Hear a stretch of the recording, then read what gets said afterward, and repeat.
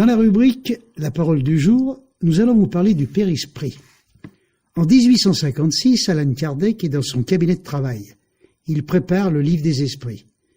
Il sortira sous presse le 18 avril 1857.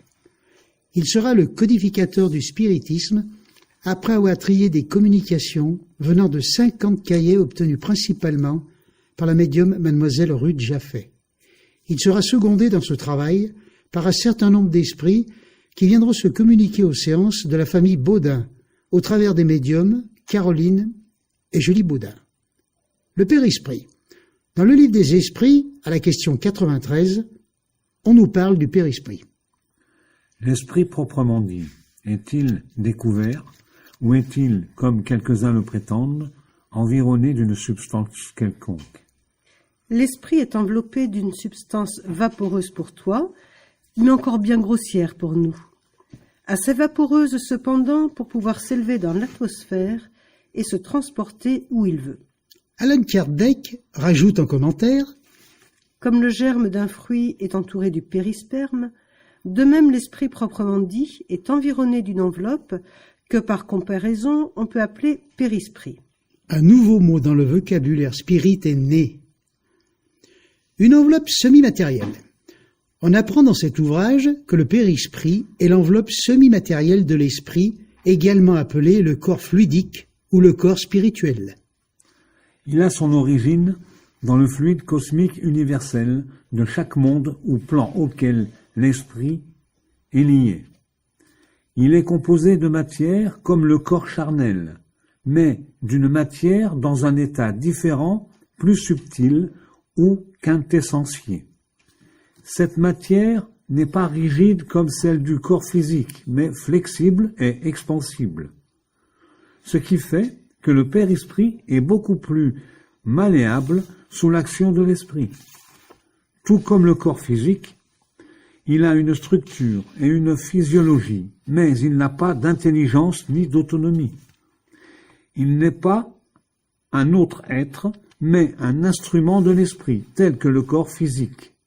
Il relie l'esprit à la matière, dans ce monde comme dans les autres, en s'en servant comme d'un instrument.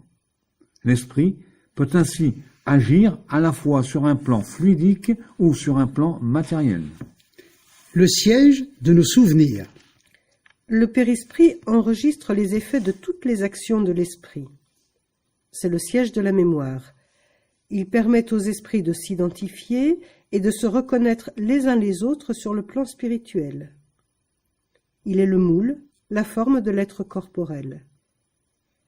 Il préexiste au corps physique.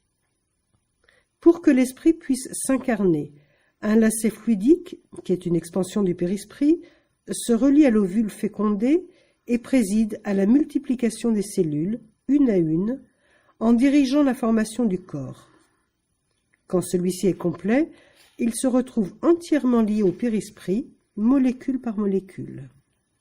Comme une enveloppe. Le périsprit accompagne toujours l'esprit dans toutes les étapes de son évolution. Il devient plus éthéré au fur et à mesure que l'esprit s'épure et s'élève. Chez les esprits purs, le périsprit est si éthéré qu'il n'existe pas pour... Selon l'évolution de l'esprit, son périsprit se présentera de manière différente. Son poids, ou celui des fluides qui attachera l'esprit à un plan de vie spirituel avec ceux qui lui seront semblables.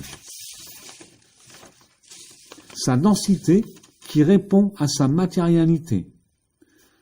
Plus l'expansion du périsprit est grande, plus il sera subtil et moins dense. Son énergie qui se révèle dans la luminosité et l'irradiation. Plus l'esprit est évolué et plus clair et lumineux sera le périsprit. C'est pourquoi l'expression « esprit de lumière » signifie un esprit qui présente déjà un degré d'évolution considérable. Il est composé de fluides.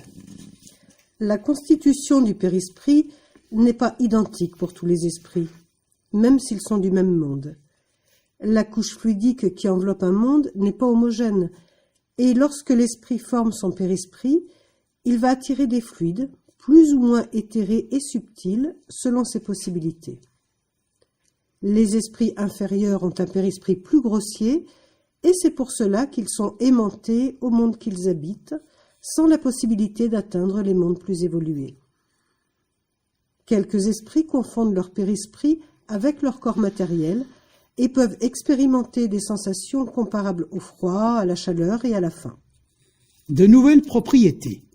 Dans la Genèse, les miracles et les prédictions, Allan Kardec complète et nous dit: L'étude des propriétés du périsprit, des fluides spirituels et des attributs physiologiques de l'âme ouvre de nouveaux horizons à la science et donne la clé d'une foule de phénomènes incompris, jusqu'alors, faute de connaître la loi qui les régit.